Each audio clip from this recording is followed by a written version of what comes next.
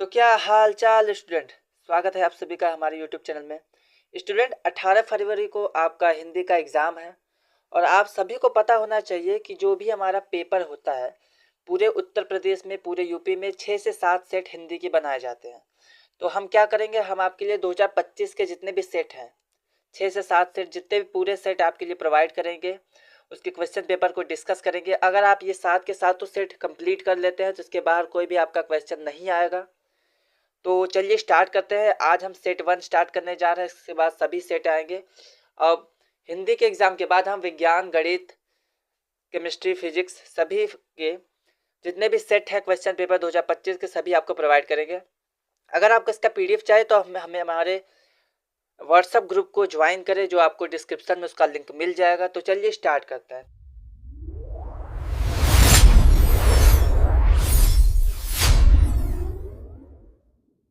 तो स्टूडेंट यहाँ पे हमारे पास 2025 का हिंदी का सामान्य हिंदी का किसका हमारे पास है, ये हमारे पास सामान्य हिंदी का क्वेश्चन पेपर है। ठीक है, तो स्टूडेंट हमारे पास सामान्य हिंदी का एक क्वेश्चन पेपर है जो आपके एग्जाम में आया हुआ है। तो यहाँ पे देख लीजिए सामान्य हिंदी, ये सेट जो हमारे पास 302 HH है। ठीक है, यहाँ पे आपके पास अनुक्रमांक होगा, यहाँ पे नाम लिखना होगा।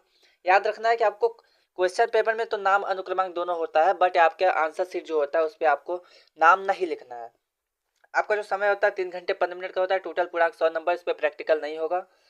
2 नोट हैं, उसको देख लेना है कि स्टार्टिंग के 15 मिनट आपको क्वेश्चन पेपर पढ़ने के लिए मिलेंगे। इसमें 2 खंड होंगे। ठीक है, और सभी खंडों के सभी प्रश्नों का उत्तर देना अनिवार्य है। चलिए आगे बढ़ते हैं। तो स्टूडेंट आते हैं खंड अ पे। खंड अ में हमारा पहला क्वेश्चन क्या है।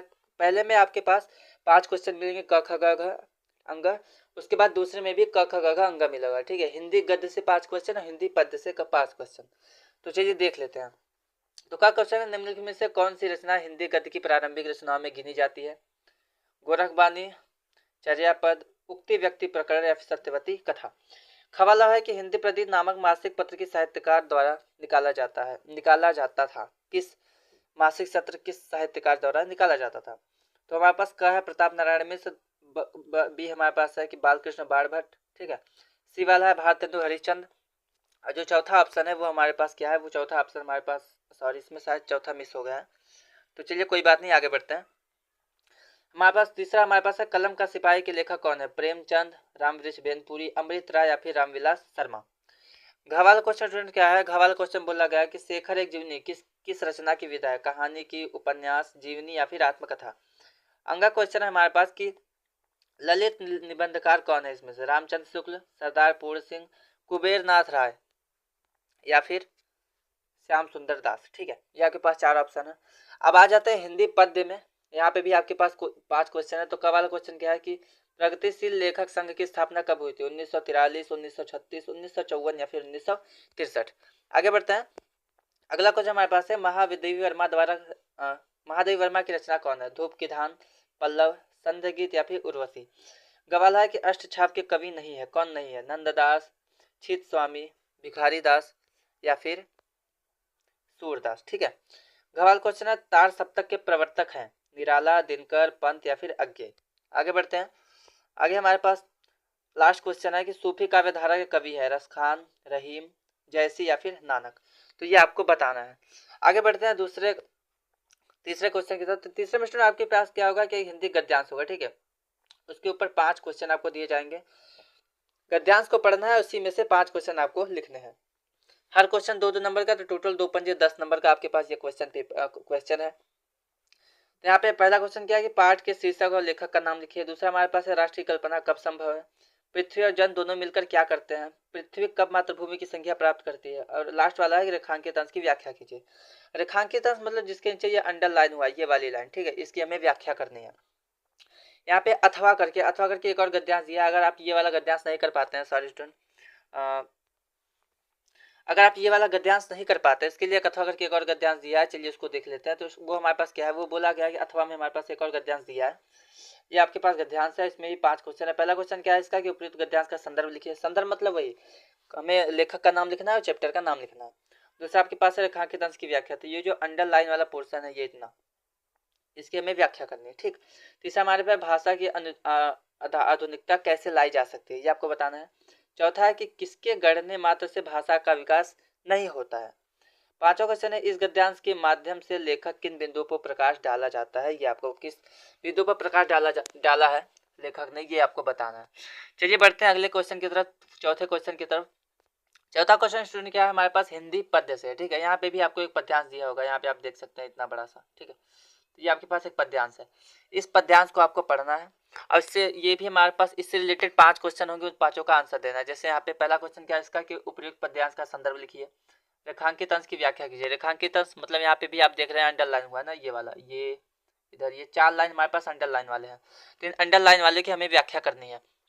तीसरा क्वेश्चन है, प्रस्तुत पद्यांश में कवि का क्या आशय है, ये आपको बताना है। चौथा है कि कौन अस्थियों का ढांचा प्रतीत होता है। और लास्ट क्वेश्चन है कि गांधी जी का जीवन किसका आधार है, ये आपको बताना है। या फिर अथवा में एक और गद्यांश दिया है, जिस प्रकार से गद्य में हमारे पास गद्यांश होता है उसी प्रकार हिंदी काव्य या फिर हिंदी पद्यांश में भी एक और पद्यांश है। तो यहाँ पे ये आधा पद्यांश इधर है, आधा मैं आपको आगे दिखा देता हूँ यहाँ पे, ठीक है। ये आपके पास एक पद्यांश है और इससे रिलेटेड भी 5 क्वेश्चन आपके पास है, ठीक। आगे बढ़ते हैं। तो 5 क्वेश्चन, पहला क्वेश्चन क्या है कि उपयुक्त पद्यांश का संदर्भ लिखिए, रेखांकित अंश की व्याख्या, ये जो हमारा अंडरलाइन वाला पोर्शन है इसकी हमें व्याख्या करनी है, ठीक है। आगे बढ़ते हैं। तीसरा हमारे पास ये किन दो पात्रों का संवाद है, किनके किनके बीच ये बात हो रही है, आपको बताना है। चौथा है कि सृष्टि का क्रम कैसे बढ़ेगा। और पांचवा है कि सजल संस्कृति का क्या अर्थ है। तो ये आपके पास 5 क्वेश्चन है, 2-2 नंबर के। टोटल ये कितने नंबर का है, टोटल हमारे पास ये 10 नंबर का क्वेश्चन है। चलिए आगे बढ़ते हैं। आगे स्टूडेंट हमारे पास क्या दिया है, हमारे पास यहाँ पे बोला है कि किसी एक लेखक का साहित्यिक परिचय देते हुए उनकी रचनाओं का उल्लेख कीजिए। अधिकतम शब्द सीमा 80 शब्द है, मतलब 80 शब्दों में आपको देना है। 3 आपके पास ऑप्शन है, हजारी प्रसाद द्विवेदी, पंडित दीनदयाल उपाध्याय या फिर वासुदेव शरद अग्रवाल, ठीक है। यहाँ पे टोटल ये 5 नंबर का है। पांचवा का क वाला क्वेश्चन है। ख वाले क्वेश्चन में क्या है, ख वाले में आपको क्या करना है, एक कवि का साहित्यिक परिचय देते हुए उनकी कृतियों का उल्लेख करना है, ठीक है। इसमें भी शब्द सीमा अधिकतम 80 है, ये भी आपके पास 5 नंबर का क्वेश्चन है। 3 ऑप्शन आपके पास, पहला अयोध्या सिंह उपाध्याय हरिऔध, दूसरा है जयशंकर प्रसाद, तीसरा है सच्चिदानंद हीरानंद वात्स्यायन अज्ञे, ठीक है। तीनों में से किसी एक कवि का साहित्यिक परिचय आपको देना है। छठा क्वेश्चन क्या स्टूडेंट के खून का रिश्ता या फिर पंचलाट की कहानी का सारांश लिखना है, ये भी 80 शब्दों में लिखना है आपको। या फिर अथवा करके बोला है कि बहादुर या फिर लाइटी, ठीक है, बहादुर या लाटी की कहानी के कथानक पर प्रकाश डालिए। ये आपके पास कितने नंबर का है, 5 नंबर का क्वेश्चन है। आगे बढ़ते हैं। अगला क्वेश्चन स्टूडेंट क्या है हमारे पास कि स्वपठित खंड काव्य के आधार पर एक खंड के एक प्रश्न का उत्तर देना है आपको। अधिकतम शब्द सीमा 80 शब्द है। अब आपके स्कूल में जो भी खंड काव्य चलता है उस आधार पे आपको उस खंड काव्य का आंसर देना है। अगर आप में मुक्ति यज्ञ चलता है तो इसका आपको आंसर देना है। 2 क्वेश्चन है, दोनों में से किसी एक को करना है, ठीक है। मुक्ति यज्ञ खंड काव्य की कथा वस्तु लिखिए, अथवा करके बोला है मुक्ति यज्ञ खंड काव्य के आधार पर गांधी जी का चरित्र चित्रण कीजिए। दूसरा क्वेश्चन है क्या है, रश्मि रथी खंड काव्य के नायक का चित्रण कीजिए, या फिर अथवा करके रश्मि रथी खंड काव्य की कथा वस्तु संक्षेप में लिखिए।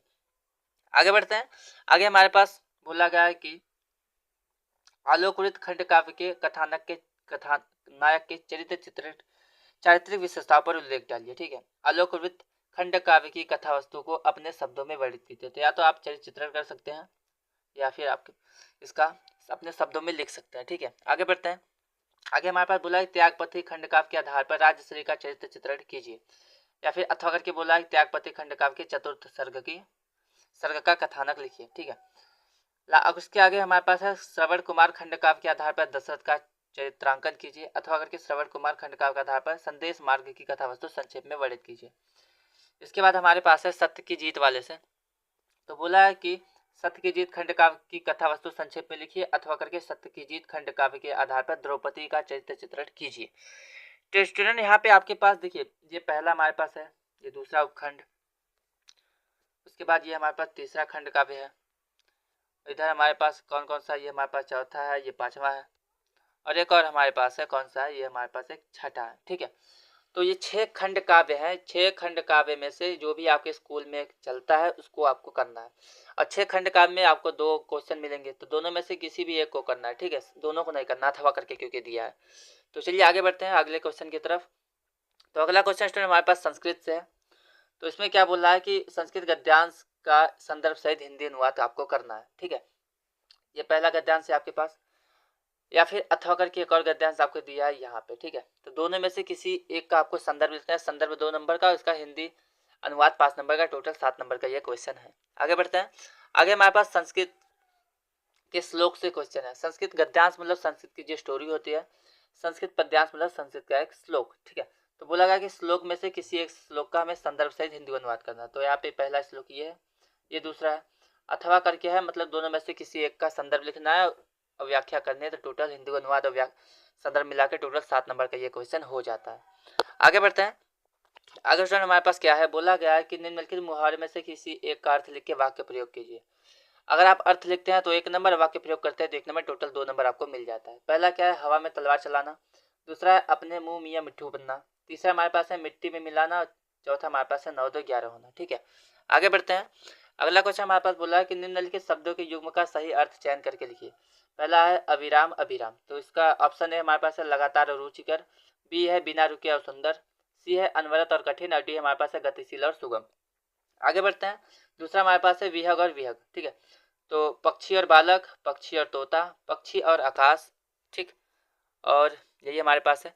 सॉरी वहाँ पे हो सकता है एक ऑप्शन मिस हो गया, सी वाला। चलिए कोई बात नहीं, आगे बढ़ते हैं। तो आगे हमारे पास है ख वाला कि निम्नलिखित शब्दों में से किसी एक के 2 अर्थ लिखिए। ठीक है, किसी एक का 2 अर्थ लिखना है। पहला है पूती, दूसरा है कनक, तीसरा है अंबर, चौथा हमारे पास जलत। ठीक है, तो अर्थ लिखते हैं तो इसका हमारे पास 2 नंबर मिलता है। ठीक है, एक शब्द के 2 अर्थ के लिए। आगे बढ़ते हैं। आगे हमारे पास ग वाला क्वेश्चन क्या है कि निम्नलिखित गद्यांशों में से किसी एक का सही चयन करके लिखिए।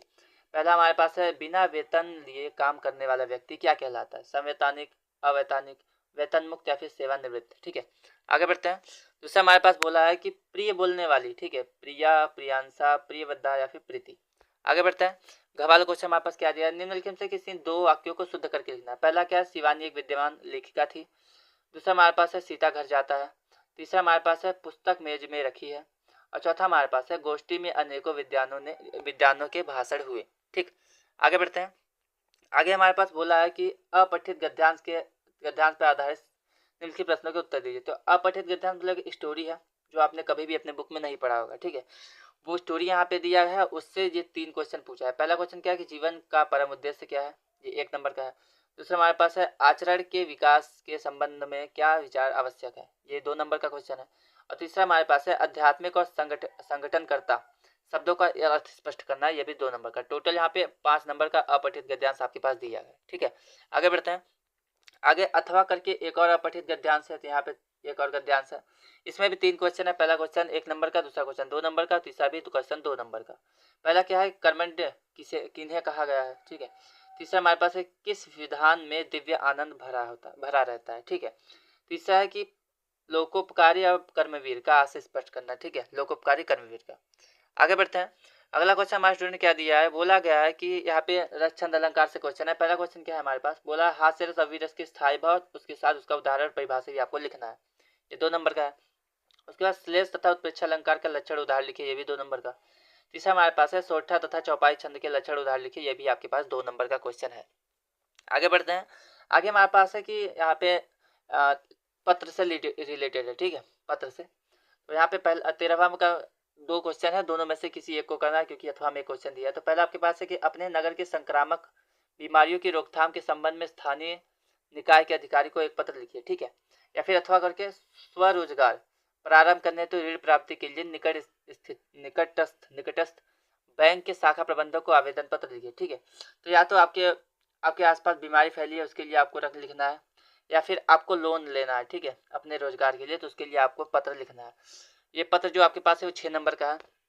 उसके बाद लास्ट क्वेश्चन हमारे पास निबंध से रिलेटेड है। तो बोला गया कि निम्नलिखित विषयों में से किसी एक पर अपनी भाषा शैली में निबंध लिखिए। ठीक है, अपनी भाषा शैली में निबंध लिखना है, ये आपके पास 9 नंबर का क्वेश्चन होता है। यहाँ पे अधिकतम शब्द सीमा भी होती है, यहाँ पे नहीं दिखाया गया बट एग्जाम में आपको लिखा रहेगा। तो पहला हमारे पास टॉपिक क्या है कि वृक्षारोपण एवं वन संरक्षण। दूसरा हमारे पास है महिला सशक्तिकरण। तीसरा है आधुनिक विज्ञान की विसंगतियां। और चौथा हमारे पास है काकोरी एक्शन डे का महत्व। और लास्ट हमारे पास है गोस्वामी तुलसीदास। इन 5 में से किसी भी एक को आपको सॉल्व करना है, निबंध लिखना है अपनी भाषा शैली में। ठीक है, तो स्टूडेंट यहाँ पे हमारे पास जो क्वेश्चन पेपर है वो पूरा समाप्त होता है। तो अगर आपको ये क्वेश्चन पेपर का पीडीएफ चाहिए तो कमेंट में व्हाट्सएप ग्रुप का लिंक है, उसको जाके ज्वाइन कीजिए। वहाँ पे आपको सभी क्वेश्चन पेपर, ठीक है, अगर क्लास 10th है तो क्लास 10th, 12th है 12th, सभी विषय के क्वेश्चन पेपर जो क्लास आपके लिए प्रोवाइड की जाएगी उसका आपको पास पीडीएफ वहाँ पे अपलोड कर दिया जाएगा। तो स्टूडेंट अगर आपको ये वीडियो पसंद आया तो चैनल को सब्सक्राइब करें, वीडियो को लाइक करें। और अभी हमने सेट 1 कंप्लीट किया, ठीक है, इसके बाद सभी 7 के 7 सेट आपके लिए प्रोवाइड किए जाएंगे विथ पीडीएफ। तो अगर आप इसको पूरा कंप्लीट कर लेते हैं तो इसके बाद कोई भी क्वेश्चन नहीं आएगा, 100 आउट ऑफ 100 आपका एग्जाम में पक्का हो जाएगा। तो स्टूडेंट चलिए मिलते हैं अब दूसरे सेट के साथ, तब तक के लिए धन्यवाद। चैनल को सब्सक्राइब कर दें, वीडियो को लाइक कर दें और दोस्तों के पास शेयर कर दें जिससे उनको भी फायदा हो और आप भी लाभ उठाएं। ठीक है, चलिए फिर मिलते हैं अगले सेट के साथ, तब तक के लिए धन्यवाद।